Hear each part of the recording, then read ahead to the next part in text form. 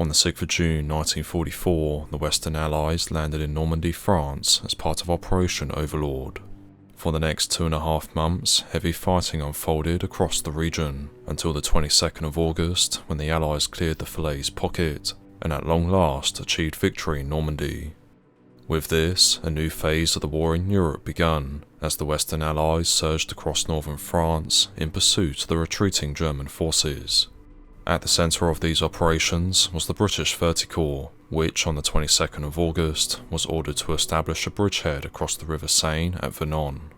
For 30 Corps, the crossing of the Seine was to become the most complex operation that it had been faced with since it had landed in France. For starters, when these instructions were received, the Corps was located in the area of Argentan, some 90 miles away from Vernon. In addition, the Corps had to assemble the necessary equipment to bridge the Seine, and then there was the issue of actually planning and executing an assault river crossing in the face of the enemy. To further complicate matters, 30 Corps was given a deadline of the 25th of August to carry out this task.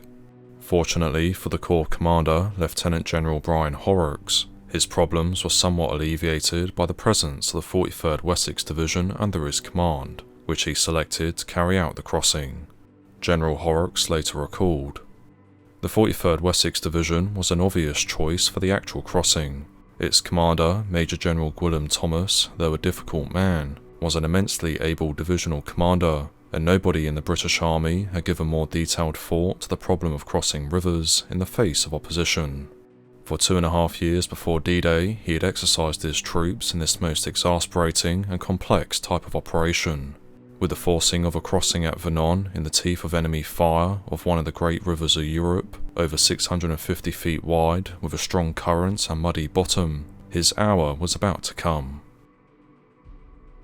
After being briefed by General Horrocks on the task assigned to his division, Major General Gwilym Thomas immediately prepared his troops for the forthcoming operation, and it was on the morning of the 24th of August that the 43rd Wessex Division mounted onto trucks and departed the Argentan area. After a brief stop at Breakout, the division arrived in Vernon at midday on the 25th, where the British troops were welcomed into the town by hundreds of French civilians and the local resistance network, the latter of which has seized control of Vernon following the withdrawal of German forces to the north bank of the Seine a couple of days earlier. Because of this, the 43rd was able to form up in the town without incident and begin preparing for its assault river crossing.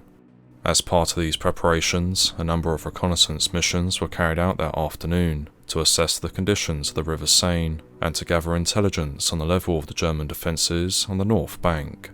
Through information provided by the French resistance, this intelligence picture was highly detailed, with German machine gun nests and other defences able to be pinpointed on maps, whilst the enemy strength was estimated to number no more than 250 infantrymen.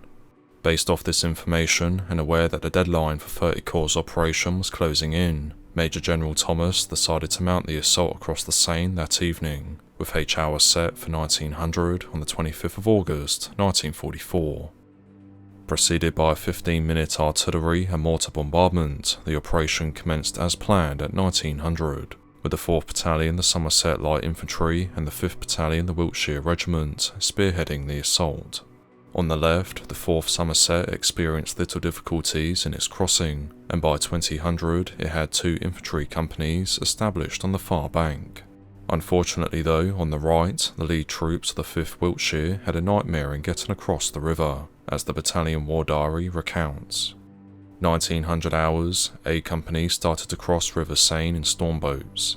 First stormboat wrecked and casualties sustained. Second stormboat grounded on sandbank, but men got ashore. Company continued to cross in remaining stormboats, but these became wrecked or stranded. Eventually, approximately 60% of A Company completed crossing of river. Once on the north bank, A Company of the 5th Wiltshires began to consolidate its positions astride the Seine to await the arrival of the rest of the battalion. However, it was just after 2200 that the Germans launched a series of counter-attacks against the company, one of which overran the company headquarters and reduced A Company to the size of a platoon.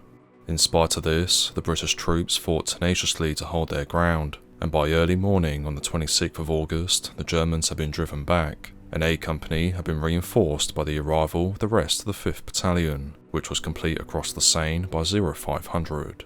By then, the 4th Somerset had likewise completed its crossing, whilst the 1st Battalion, the Worcestershire Regiment, had also crossed over to reinforce the initial assault.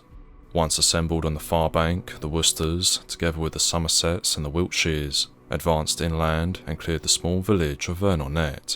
The 3 battalions then continued on against crumbling enemy resistance, and by late afternoon on the 26th they had seized the wooded high ground that dominates the Seine. With the capture of this high ground, additional units were able to be deployed into the bridgehead, including the 4th Battalion, the Wiltshire Regiment, the 5th Battalion, the Duke of Cornwall's Light Infantry, and the 7th Battalion, the Somerset Light Infantry, all of which had crossed the river by evening and expanded the British foothold to the outskirts of Pressigny and Giverny.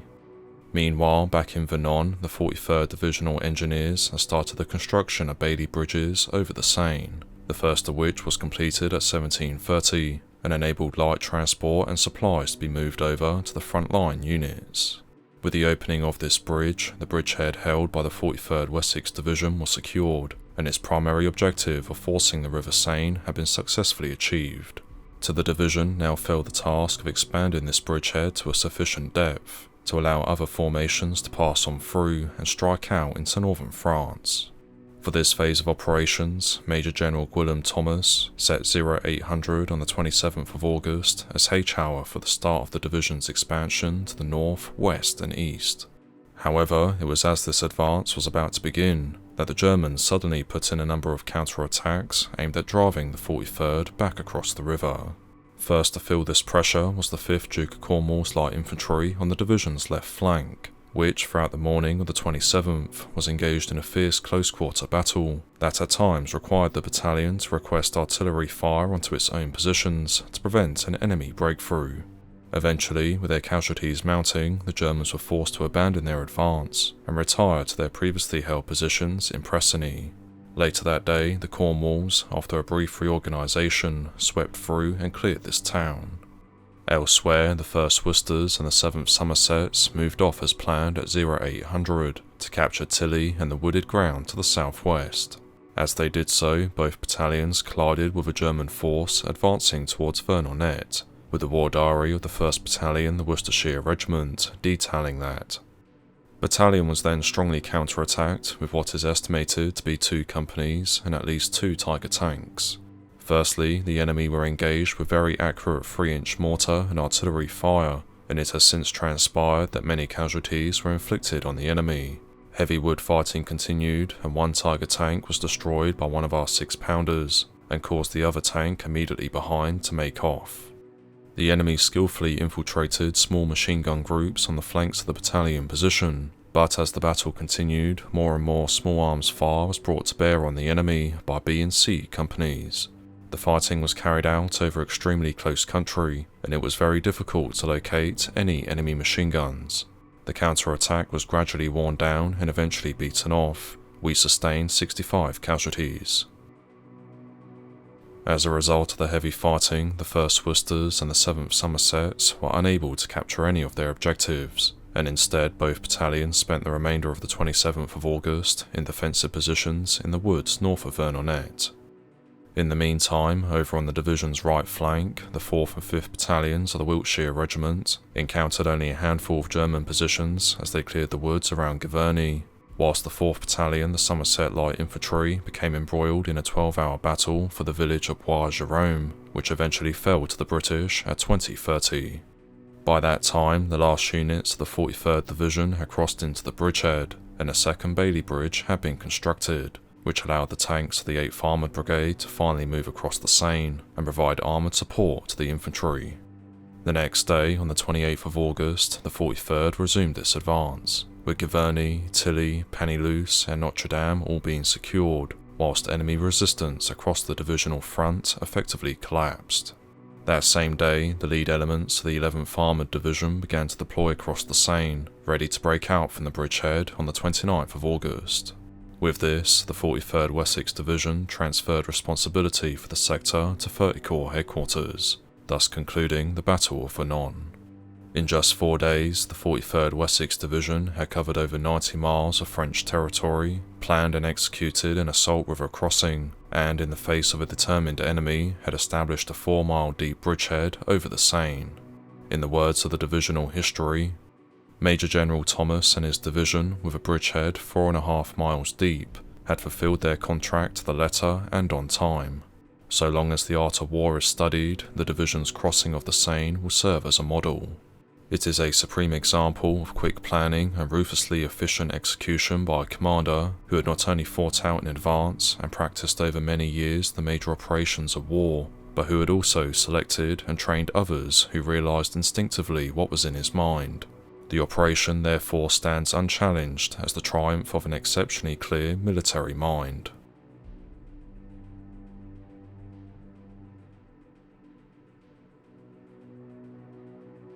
Thank you for watching this video. If you enjoyed it, please be sure to leave a like and subscribe so that you never miss one of my future videos.